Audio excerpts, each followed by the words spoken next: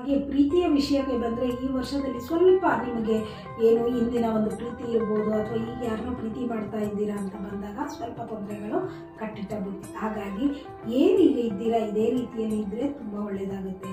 ಸಂಸಾರದಲ್ಲಿ ಸಾಮರಸ್ಯ ಅವಶ್ಯಕತೆ ಇದೆ.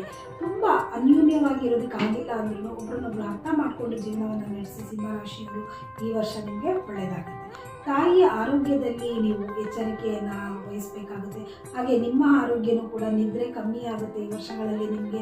ಆದ್ದರಿಂದ ಮೆಡಿಟೇಷನ್ ತುಂಬ ಅವಶ್ಯಕತೆ ಇದೆ ಸಿಂಹರಾಶಿಯವರಿಗೆ. ಎಷ್ಟು ನೀವು ಧ್ಯಾನ ಯೋಗವನ್ನು ಮಾಡ್ತೀರೋ ಅಷ್ಟು ಒಳ್ಳೆಯದಾಗುತ್ತದೆ. ಜನವರಿಯಿಂದ ಮೇವರೆಗೂ ನಿಮ್ಮ ಉದ್ಯೋಗದಲ್ಲಿ ತುಂಬ ಒಳ್ಳೆಯ ಕಾಲಗಳಿದೆ. ಮೇ ನಂತರದ ಜೀವನ ಸ್ವಲ್ಪ ಹಾಗೆ ಹೀಗೆ ಇರುತ್ತದೆ. ಹಾಗೆ ತುಂಬ ಕೇರ್ಫುಲ್ಲಾಗಿ ಜೀವನವನ್ನು ನಿಭಾಯಿಸ್ಕೊಂಡು ಹೋಗಿ. ಹಾಗೆ ಪ್ರತಿದಿನ ಬೆಳಿಗ್ಗೆ ಸೂರ್ಯನಿಗೆ ಜಲಾರ್ಪಣೆಯನ್ನು ಮಾಡೋದ್ರಿಂದ ತುಂಬ ಒಳ್ಳೆಯದಾಗುತ್ತೆ. ಎಷ್ಟು ಸಾಧ್ಯನೋ ಅಷ್ಟು ಓಂ ಶಂ ಶನೇಶ್ವರಾಯ ಅಂತ ಜಪ ಮಾಡಿ ಕೆಂಪು ಬಟ್ಟೆ ಗೋಧಿ ಇದನ್ನೆಲ್ಲ ದಾನ ಕೊಡೋದ್ರಿಂದ ತುಂಬ ಒಳ್ಳೆಯದಾಗುತ್ತದೆ. ಹಾಗೆ ನನ್ನ ಯೂಟ್ಯೂಬ್ ಚಾನಲ್ ಆದ ಆಸ್ಟ್ರೋತಾರಿಣಿ ಹೋಲಿಸ್ಟಿಕ್ ಸೆಂಟರ್ನ ನೀವೆಲ್ಲರೂ ಸಬ್ಸ್ಕ್ರೈಬ್ ಮಾಡಿ ಹಾಗೆ ಬೆಲ್ಲೈಕನ್ನ ಪ್ರೆಸ್ ಮಾಡೋದನ್ನು ಮಿಸ್ ಮಾಡಬೇಡಿ. ಯಾರ್ಯಾರಿಗೆ ಈ ವಿಡಿಯೋದ ಅವಶ್ಯಕತೆ ಇದೆ ಅವರಿಗೆಲ್ಲರಿಗೂ ಕೂಡ ಶೇರ್ ಮಾಡೋದನ್ನು ಮಿಸ್ ಮಾಡಬೇಡಿ. ಧನ್ಯವಾದಗಳು.